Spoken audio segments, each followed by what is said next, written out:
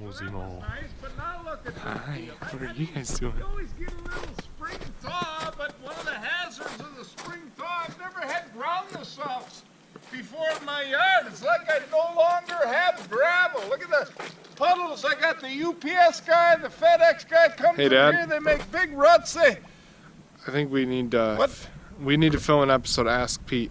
Well, son, ask Pete. Now look at this. My son just showed it. Let me see here. You gotta be proud of your dad, son. Hey, quiet over there, you car. We're trying to do some video. Driving around. But, you know, here you think I'm a Flintstone and I can't do anything. Look at me with this selfie stick here doing the main event all by myself. I'm gonna post it up on that face Twitter thing.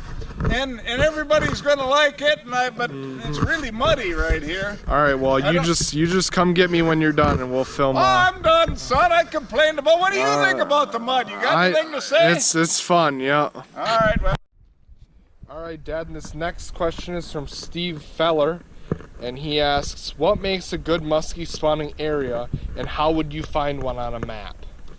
Okay, Steve Feller. Well, gosh, that works for you, but I hope you don't have a sister. I mean, Feller, I guess I'm not a comedian.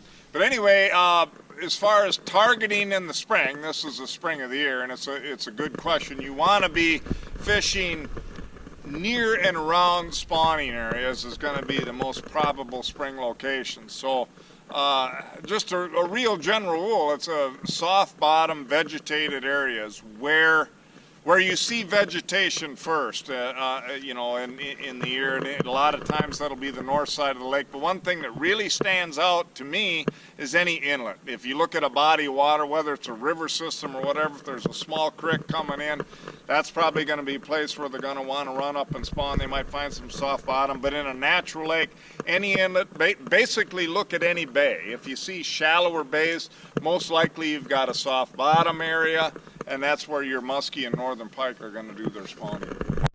All right, Dad, this question is from Danny Fishing, and he asks, "What color do you prefer for topwater baits, and do you think it matters as much compared to other bait styles?" Well, first I got to back up, Danny, because where'd you get this last name Fishing? I got a question for you. It's more important. If my dad Tex was here, I'd say, why couldn't you have a different last name? I could be Pete Fishing. But anyway, on a serious note with regard to your question, when it comes to topwater, for sure, I am absolutely positive about this these days. The sound is by far more important than anything. And if there was a type of lure where I don't think a whole lot of colors were really necessary, it would be topwater lures. Now, I will say color can make a difference. And I've seen it make a pretty profound difference, but it definitely comes under sound, and particularly with surface lures themselves, I would say the sound is the most important thing. Alrighty, Dad, and this question is from Keenan Johnson. He asks, "What do you think of fishing muskies during spawn?" Okay, Keenan, I don't think much of it. In places where muskie fishing relies totally on stocking, like the state of Illinois. There is no natural reproduction. I guess technically it doesn't matter. It's still generally going to be tough. But I will say any place that fisheries partially rely on natural reproduction, or totally, places like Ontario, they're too big for stocking and all this, you really shouldn't do it. Technically, any fish with very ripe eggs or something like that, you could stress the fish out enough that it may not spawn normally. You could possibly actually do some damage to eggs, have them spill out in the boat maybe even potentially. So you really want to avoid that. The one pet peeve I have with it is when there are people purposely out saying they're northern pike fishing and they're purposely out actually muskie fishing before the actual open season in some places like Ontario. It's a long enough season. These are special fish. They take a long time to get old. I think as much as possible you should try and avoid fishing for them during the spawn where they naturally reproduce. And you certainly should not be acting like you're fishing for something else and trying to catch them pre-spawn or during spawn.